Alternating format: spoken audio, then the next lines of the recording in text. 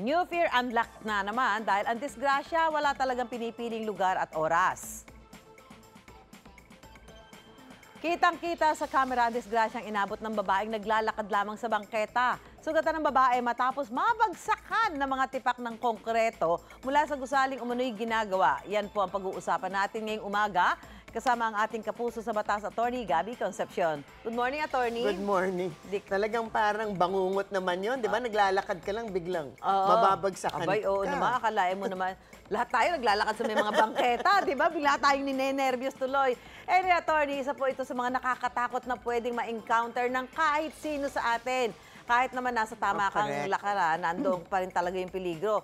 Sa ganitong insidente, sino kaya ang may pananagutan, Attorney? Dahil sabi, maglakad ka sa bangketa, huwag sa kalsada. Sa bangketa siya naglakad, inabot naman siya ng Parang gano'n. nowhere is safe, di ba, ang pakiramdam natin. Pero of course, hindi tayo kaagad magko-conclude na aksidente kaagad ang nangyari. Hindi porket hindi nila sinasadya. Usually kasi, di naman namin sinasadya, di ba? Di naman ibig sabihin na walang liabilidad. Again, kailangan natin suriin at alamin ang mga attendant facts and circumstances bago natin mahusgahan kung ito nga ay tunay na aksidente, which means, kasi pag tunay na aksidente, walang may liabilidad ang sino man, or kung ito man ay hindi sinasadya, dapat ay pinaghandaan or at least necessary steps were taken to prevent it from happening. So, hindi kasi natin masasabi na hindi inaasahan ang pangyayari. Di ba parang law of gravity lang yan. Pag nasa taas, talagang yung posibilidad na mahuhulog, talagang yun talaga. Law of, hindi yan kailangan ilagay sa batas, di ba? Law of nature. Kaya kailangan siguraduhin na hindi mahuhulog or kung mahulog man, may pansalo para walang masasaktan, di ba? Which is why sa ilalim po ng PD 1096 or ang National Building Code, nakalagay talaga doon ang mga requirements for pedestrian protection. So requirement dito na kailangan halimbawa gumawa ng mga platform sa gusaling ginagawa para mapigilan hindi lamang yung pagbagsak ng alikabok, pero lahat ng mga materyales na maaaring mahulog sa baba. So sa mga hindi gumagawa ng nararapat o yung mga nagpapabaya ng mga contractor, engineer o architect, kuminsan yung may-ari, sinasabi na ng contractor, kailangan natin lagyan, pero pag nagtitipid, dahil nagtitipid, ayaw. Maaaring magkaroon ng liabilidad para sa mga danyos or damages na mangyayari in case nga na merong masaktan, whether innocent bystander o kung ito ay actually, kuminsan yung workers mismo, dapat ay kanilang pinoprotektahan din. Pero Attorney, hindi lang po bahagi ng gusali. Pwede rin mga poste, signage o bubong yung pwedeng bumigay. Meron ba sinasabi sa batas tungkol dito kung ito ay mangyari, lalo na sa mga matataong lugar? Attorney, ba, biglang may mga lumipad na nalaglag na mga yero, ano ba? Paano ba kasi yung National Building Code, talagang nandun yung mga requirements, di ba, tungkol sa strength at whatever ng mga building, mga signage na kinakabit.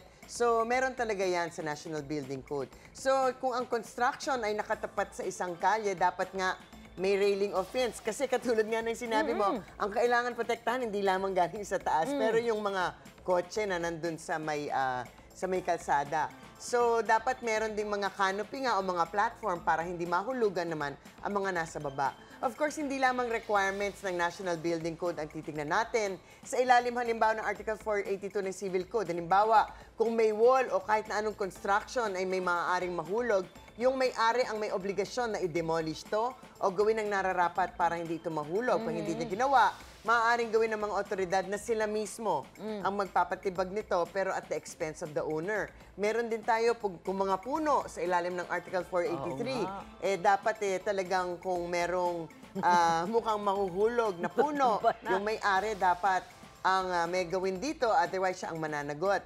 Sa ilalim ng Article 2193 ng Civil Code, kung kayo halimbawa ay nakatira sa isang building, may nahulog, di ba? Naglalaro yung anak mo, may binato, may natamaan. Ang head of the family ang mananagot kung may nabagsakan sa baba. So, actually, at the end of the day, ang general rule dapat nating tingnan at sundin ay yung batas tungkol sa pagpapabaya. Di ba? Hindi katanggap-tanggap na hindi naman namin sinasadya ang pangyayari.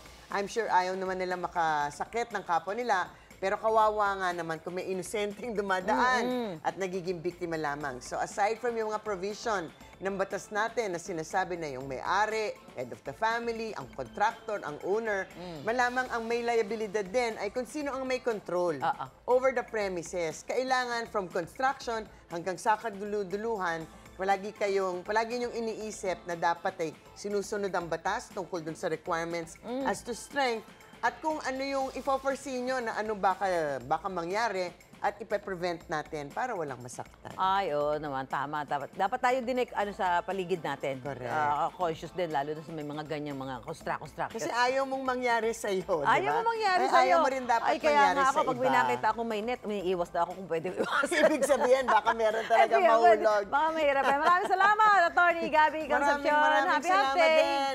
That's right. Happy Hump Day, everyone.